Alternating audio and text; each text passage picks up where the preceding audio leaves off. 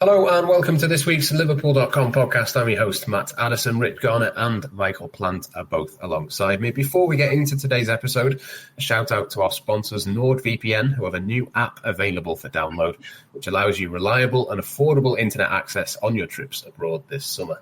Saily is a new eSIM service app, and it's brought to you by the creators of NordVPN. You can choose from several affordable eSIM data plans and over 200 destinations with a Saily eSIM. You'll always have a connection when you need one. You can download Saily in your app store and use our code BLOODRED at checkout to get an exclusive 15% off your first purchase. For more information, as ever, please go to our episode description box for further details, or you can visit saily.com/bloodred.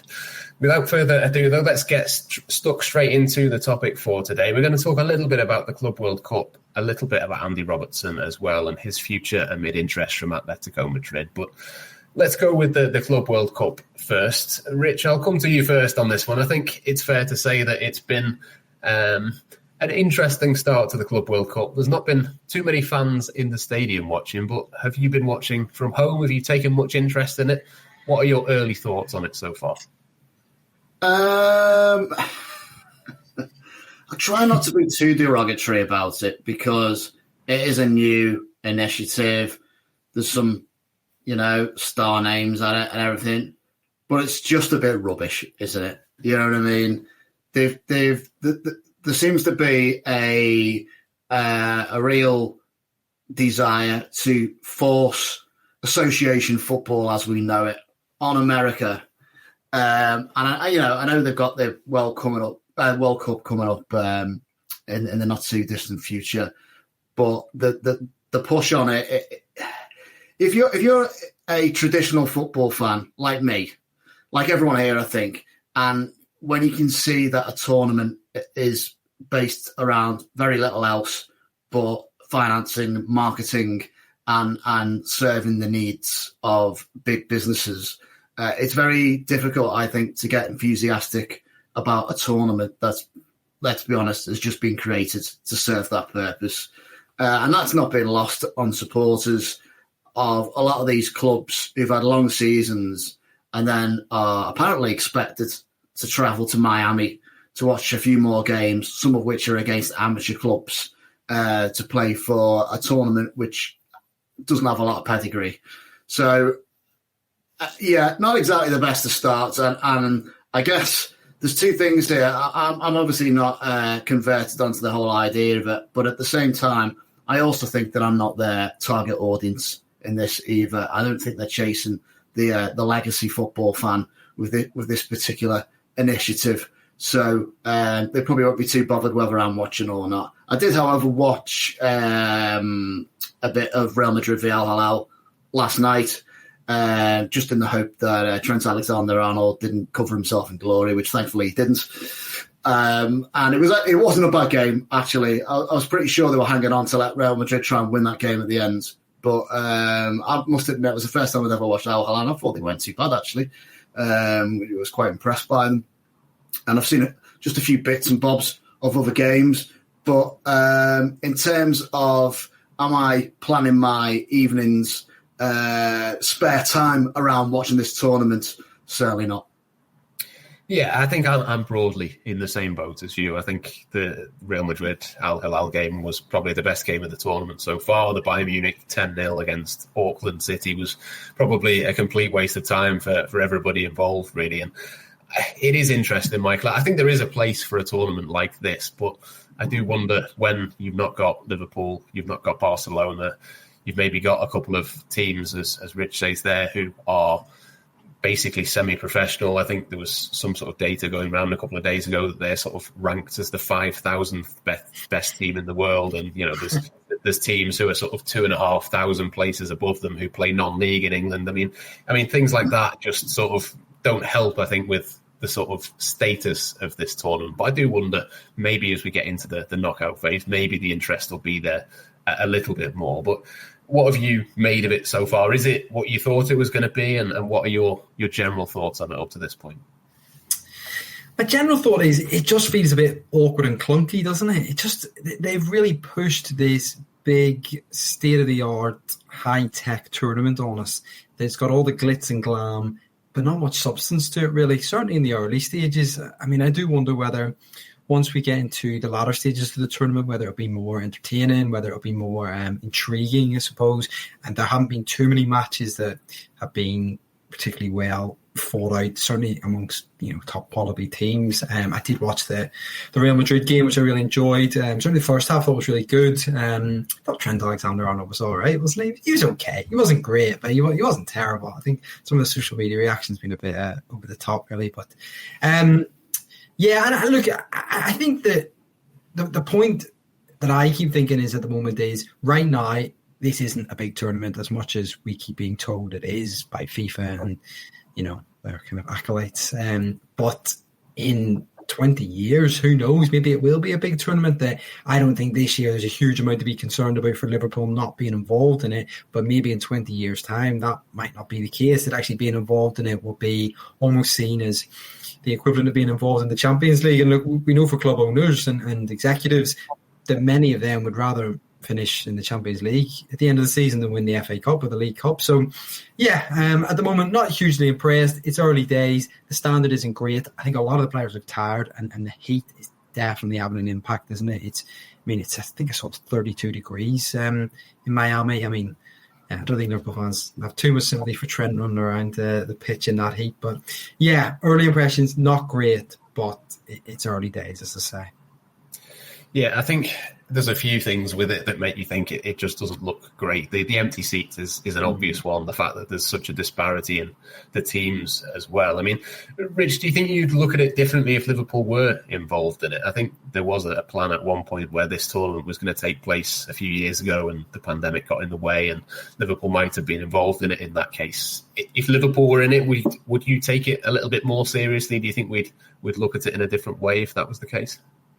I'd look at it as a massive inconvenience. We've just won a league and fell a little bit short in the Champions League. The manager's reinvesting in his side, selling players, buying players. Going to struggle to do that with a Club World Cup in the way, and the players aren't getting the rest that they need to start the next season well. I wouldn't be surprised if Manchester City and Chelsea have slow starts to the new season, regardless of who they buy. There's no doubt, and if your own team's actually involved in the competition, you're going to be more invested in it, as has been the case when Liverpool have participated in the Club World Cup in the past. But it doesn't change my opinion that under this format, it just feels like a colossal waste of time and not aimed at the club's base supporters. It might be different from the club's own view in that it's an opportunity to bring in supporters from a wider scope. So maybe people who aren't watching Liverpool every week, but have a vested interest in them and want to feel a bit more connected to the club if they're overseas supporters or whatever. I understand that completely. But obviously I can't personally hold that viewpoint. So living 20 minutes from the ground, so it's a different kettle of fish, isn't it? Really, but I just feel there's as Michael said, there's a lot there's the bells and whistles on this. I think they're announcing the players as they come out individually before the start of the game. Come on, it's not the Super Bowl, is it? We need to try and sort of maintain some of football's traditions, I think. But I think FIFA probably see this tournament as an opportunity to try out a lot of different things, and they're being quite experimental, some of which might be frowned upon by old timers like myself. But I know some sort of hardcore Liverpool supporters would travel to this tournament if Liverpool would have been in it, regardless of the cost or the inconvenience or the fact that it's stopping players from going on breaks and being ready for the start of next season. But fair play to them, but I don't think I'd be amongst them. Can I say that the players are hating those walkouts? They look so awkward when they're doing them, don't they? It just isn't football. And look, football, sports has got to evolve and adapt and get with the times and stuff. But that's really awkward, I think. It kicked off late as well, didn't it? The Real Madrid game, it kicked off about 5 past 8 or whatever time it was meant to start. It kicked off late because it took them that long to walk out. To get all the players out. Yeah, I can't understand that. The other innovation I've noticed is they've got a camera on the referee, so you can see what the referee is looking at, which even as someone who referees football matches, I could not care less what the referee's view of that is. I just don't understand.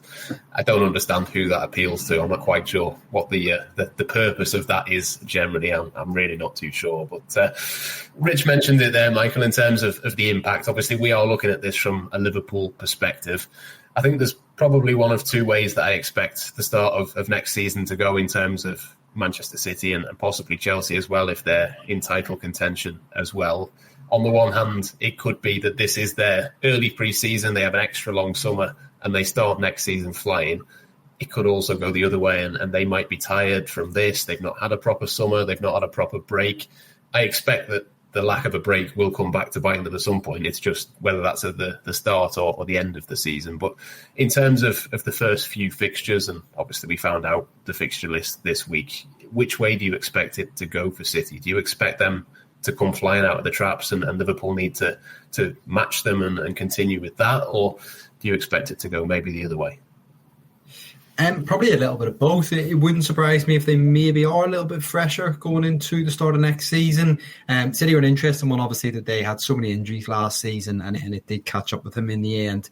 And the lack of options came back to bite them. And it wouldn't surprise me if they have a deeper, bigger squad next season on the basis of the Club World Cup plus the expanded Champions League as well. So, but it wouldn't surprise me if we're talking in November, December, that it's come back to bite them a little bit, this tournament, and that they are feeling the effects of it, I suppose, physically. But I suppose there's a big difference, isn't there, between, you could see a scenario where a team like City or Chelsea rest and rotate in the group stages, which I think probably most of the European teams can do, and perhaps they go out in the last 16 of the quarterfinals, and then you kind of go, actually, was it all that much for them, really? And then on the flip side, they can almost play the strongest team for 7 matches in the tournament, and then that really would have an impact. So it's difficult to say, really, but it's going to be fascinating to see how the two clubs do adapt to it, because you expect that they will probably have a break, certainly in late July, early August, to then start the season. It's going to be very unusual for them, but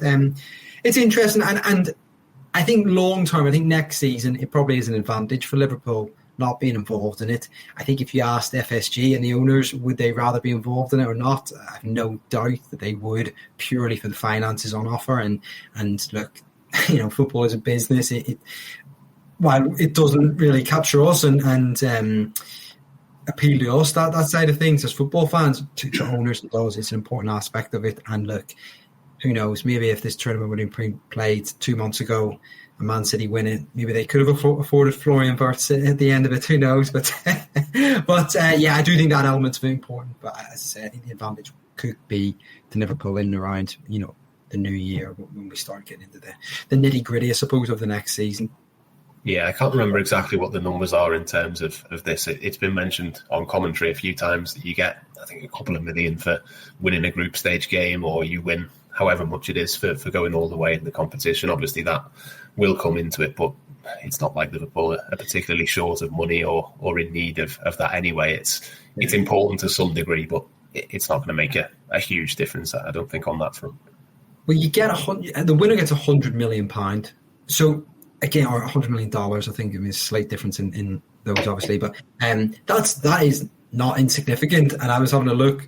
Liverpool's revenue last year for the financial year was 600 million. So you're adding on, off the top of my head, in around 15%, maybe 20% of that figure. So it's not insignificant. And I think it would, obviously, it would change the outlook on, for instance, transfers and things like that. But at the same time, over the course of 4 years, that £100 million isn't going to have a huge impact, is it, in the grand scheme of things? I think that's why Madrid were keen to shore up a deal for Alexander-Arnold before the end of his contract. So though it may have cost them an overall fee of about 10 million quid, They obviously will fancy their chances of winning the tournament, and £100 million. Well, it's just a 10% tax on it, really, and obviously you get to showcase one of your new signings as well. So it's an expensive, calculated risk, but one they obviously felt they could take. And even if they don't win it, they'll still get a pretty significant fee from. So I think it's $1.5 million for winning the group game, for instance. And even going deep into the tournament, you will get decent funds. So from their perspective, it's a gamble worth taking. Absolutely. Yeah, especially with the new manager as well. It's an opportunity. If they are going to treat it as pre-season, then you might as well use the key players that you've got to bring in. Obviously, it's not just Trent. There's a couple of others that they've got as well. I think we'll probably see them across the course of the Club World Cup as well. But let's move on from the Club World Cup and talk a little bit about Andy Robertson as well for the second part of the show. Obviously, the news emerged this week, Rich, that there's interest from Atletico Madrid. And to be honest, my initial reaction was they kind of make sense from his perspective. I can see why Liverpool would probably prefer to keep him rather than lose him. But from Andy Robertson's perspective, can you understand why there might be an appeal to making that move? Yeah, because his case is completely different to his former fullback partner, isn't it? Who's obviously orchestrated the move. That's not the case with Andy Robertson. His own position is under serious threat. We saw that last season anyway by the number of games that Costa Tsimikas played. And his profile doesn't suit one that FSG particularly is endeared to, whereas that is not the case for Milos Kerkez. So, the great competitor that Andy Robertson is, on one hand, would think, well, okay, you're going to bring a new left back in. I can stay and say, I back myself. I can stay and play, fight for my place and prove my worth to Liverpool Football Club, as I have done for X amount of years previously, winning 2 league titles and a Champions League in the process. But the reality is that Liverpool are looking to spend £45 million on a left back, and he's not going to do that to sit on the bench. So it would take something pretty impressive from Andy Robertson to be able to wrestle that position back from this new investment. And the fact that he wasn't able to do that convincingly over Tsimikas last season pretty much tells you that, he is in the autumn years of his career at Liverpool, if not coming to an end this summer. So if the deal for him is right to go to Atletico Madrid, I can see him taking it, and who can blame him? Yeah, I mean, he's only got 1 year left on his contract at Liverpool, Michael. I suspect that Atletico Madrid will be offering at least 2 years, if not 3, to him. Even just from a purely maths perspective, if he's got 3 years at Madrid or 1 year at Liverpool, even just from that perspective, you can see why this might make sense. Yeah, I can certainly see the appeal to Robertson, although he doesn't strike me as a Simeone player. He's too honest. He's not going to be rolling around the ground holding his face or feigning injury and things like that, is he? But I do enjoy your comparison with Trent Alexander-Arnold, Rich. That I don't think Andy Robertson's currently on Duolingo learning his Spanish at the moment. But he'll be firmly in the Dos Cerveza, por favor brackets with the rest of us at Tiki Beach. What you get up to in your holidays, that's up to you. But no, I can certainly see the appeal for Robertson, as you say. I mean, we go to a Champions League side who are going to be competing for silverware. It'd be a new experience for him. I'm repeating all the Trent phrases here, aren't they? It'd be a good experience for him. It would be a new surrounding, as you say, a new contract. Probably it would guarantee him a bit longer at the top table, shall we say, as well. It's just as well what he's comfortable with and what he would want, I suppose, because he has a young family. Does he want to uproot them to go and move to Spain for a couple of years? That might appeal to him, it might not. But yeah, I can certainly see the appeal from his perspective. But if I were Liverpool, if I were in their shoes, I wouldn't do it, to be honest. I mean, unless he's going to really push for it, I would hold on to Robertson, because I think it'd be good to have that insurance policy when Kirkes comes in, because he's going to be a huge change stylistically. I think if you have Robertson there, particularly for the big games where perhaps you need to be a little bit more defensive, I think to draft Robertson in for those games would be a good option. I mean, in a very simplistic sense, he is better than Tsimikas. So if he's your backup rather than Tsimikas, that is a good thing throughout the season. And you're not going to get a big transfer fee. You're probably going to get a bigger transfer fee for Tsimikas, oddly, because he's a bit younger, got a bit longer in his contract. So while I can see the appeal for Robertson, certainly, if I were in Liverpool's position, unless Robertson's pushing to go, I would hold on to him, I have to say.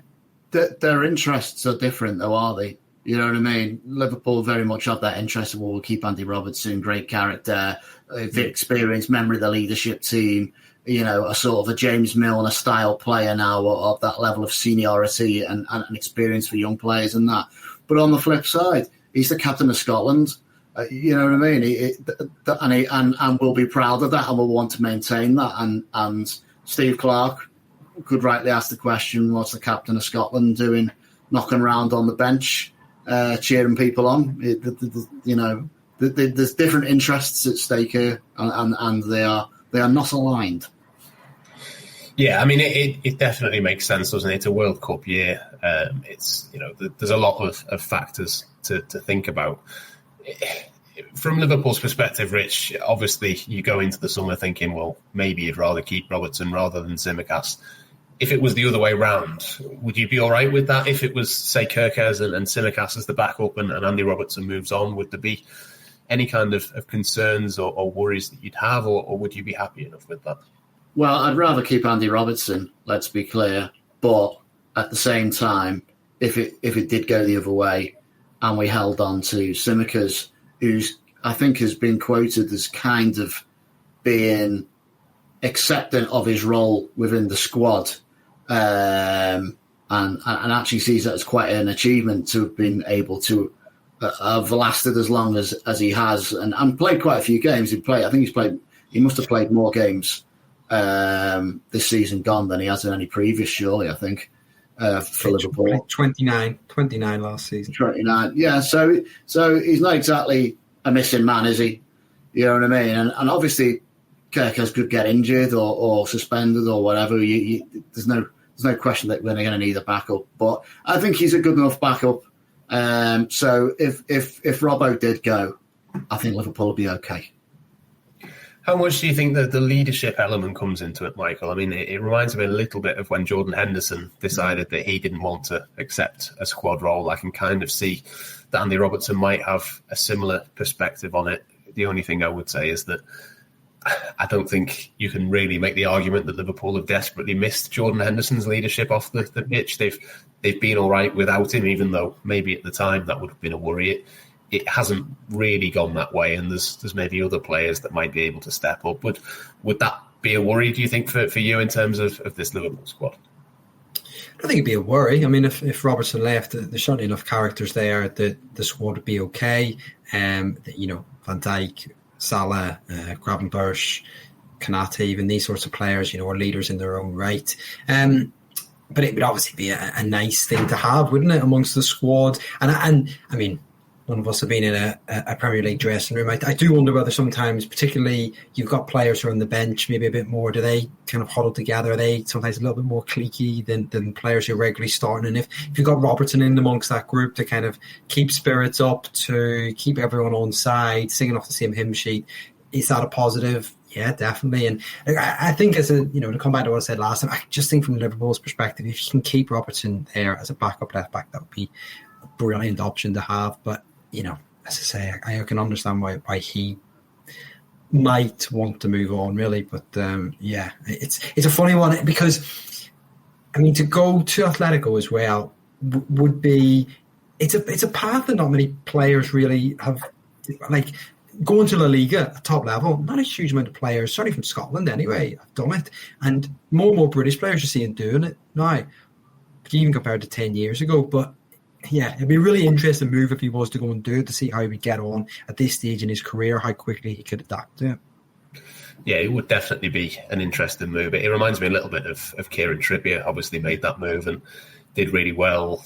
I'm sure, if there was a conversation between those two about what it did for his career, I'm sure there would only be good things to say really about that new experience, obviously playing well and doing really well over there. But yeah, certainly an interesting few weeks and an interesting decision ahead, I think, for Andy Robertson. There's definitely interest from Atletico Madrid, and I think, as we've all said, it probably makes sense for him to seriously consider that. So I'm sure there'll be some more updates on that across the course of the next few days. But I think we will leave it there for this week. Thank you to Rich and for Michael for joining me. Thank you to you guys at home, as ever, for watching and listening as well.